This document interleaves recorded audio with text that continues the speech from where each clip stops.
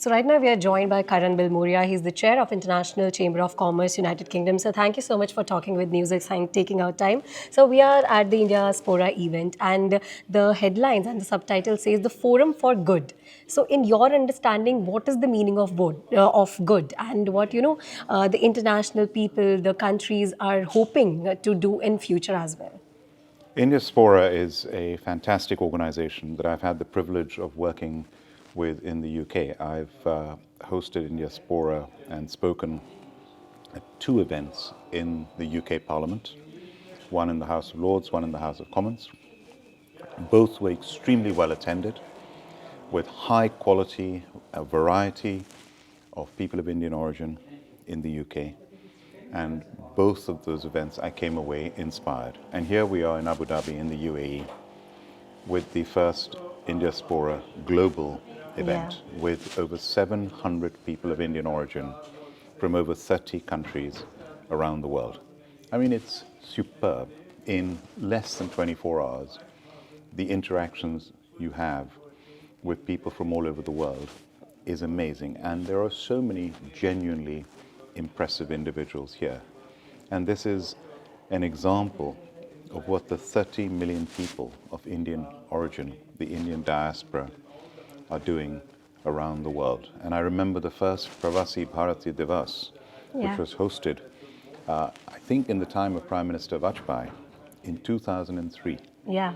And look at where we are, 22 years later, and how far we have come, how far India has come, how far the Indian diaspora has come in just over 2 decades. And I've seen that in front of my own eyes. Indeed, sir, it was a very long journey for India as well. But what do you think about the relationships of India along with UAE, and also, India emerging as the world leader, we can say, and relationships with the different countries as well? You come from UK, so with UK, with UAE. So what are you picking up, and what are your thoughts on the India doing right now? Well, with India, now the whole world is looking at India, increasingly so.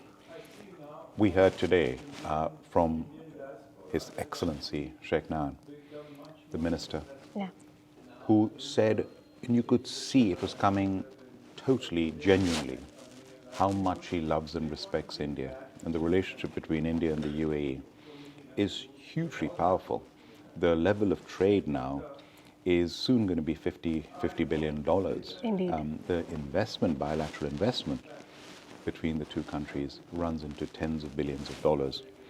The number of people of Indian origin who are living, working in the UAE is 4 million.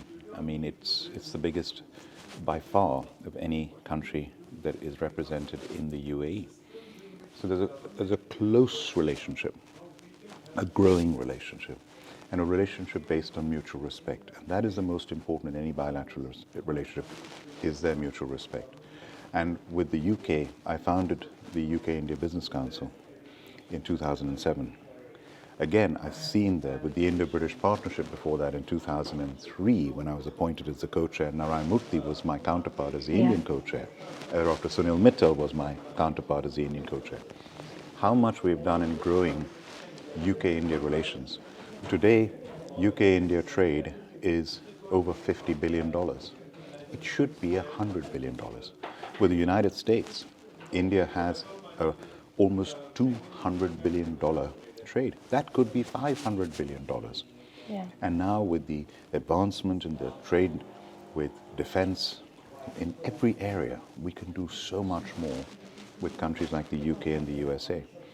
And that's where I see the future, is this sort of an event highlights the opportunities to increase India's trade all over the world. But it's not just trade, it's not just business, it's people to people.